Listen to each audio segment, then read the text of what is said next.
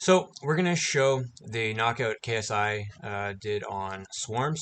I'm very impressed with him, by the way. I'd like to see him fight Jake Paul. I think he could win. He's improved a lot, and he looks really good.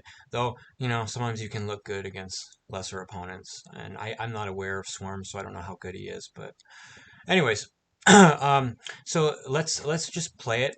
We'll play it in maybe zero point 0.5 speed, and then we'll go into 0.25 speed, and we'll analyze it, right?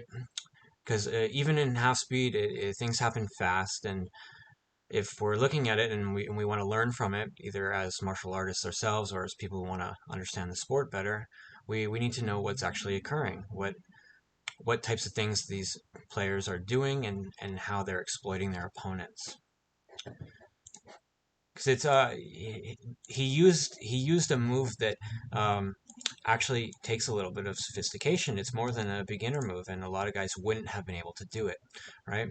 So from here, see this angle change. This angle that Swarmz is in is not good in the sense that he's on the ropes and he's going to be backed into the corner, right? Right now, he should be trying to circle out laterally to gain some more movement and be a little bit more on the center ring. This is a very bad place to be already. And he's moving back instead of that way, so this is not good, right?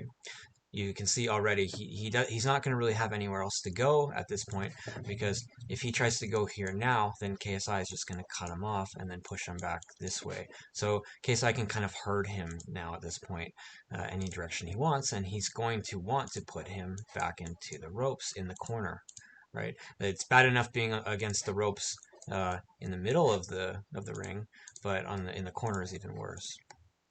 So first, KSI is going to be throwing these jabs at range that, of course, there's no way they're going to land, but they're just to get Swarmz to do exactly what he's doing, which is extend his guard out or occupy his guard, keep him busy, right? Keep him opening things, have things to worry about with his brain, and just get some openings, right? Like you see how this is why I think this guy's an amateur, because just the way he's moving, right? Like he's kind of freaking out. You look at his fucking face. Looks like a fucking jack-o'-lantern that's constipated at this moment. So occupying this is a good strategy for KSI. Cause him to shell up and do all these things, right? So now he's back in the corner. And now KSI is going to start coming with some more like power shots. And of course, this is a really bad place to be. Like he's putting both arms out. Like this is why I think this guy is an amateur.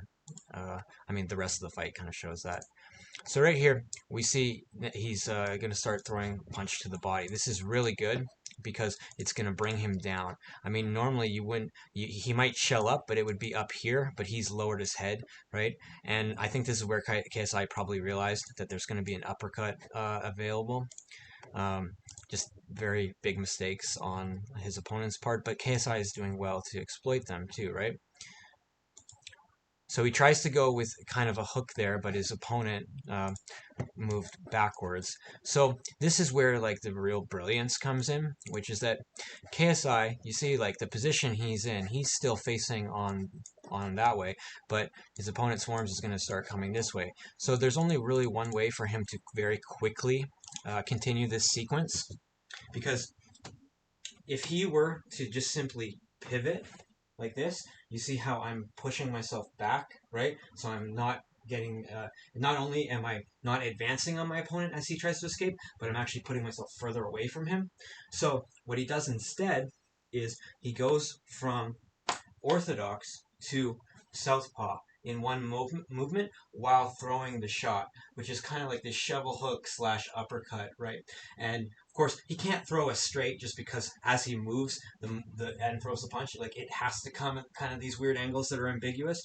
But it's perfect to deal with his opponent, because his opponent's going to have this weird pushed out guard, like kind of Hail Mary guard or whatever. There's going to be a perfect target right up the center line. So him being able to do this kind of switch hitter move where he takes a slight step out and switches while throwing the punch is allowing him to get this perfect knockout here. And that's what we're about to see happen, right? You see, it was kind of both an uppercut, a hook, and like a straight / overhand all in one.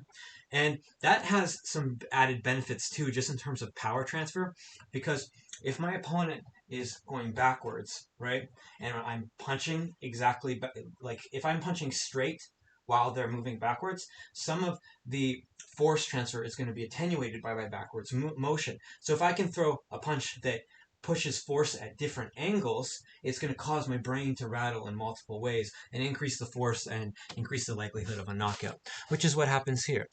And you see, obviously, his opponent just can't handle it. So it was a very intelligent move by KSI. I would say he is clearly miles ahead of his opponent, but still, it's a good little case study. Very quickly, and I just did a video on pivoting, and I do a lot of videos on like switch hitting and the importance of being a switch hitter. So it's something that I immediately stuck out to me, and that's it. Guys, have a nice day.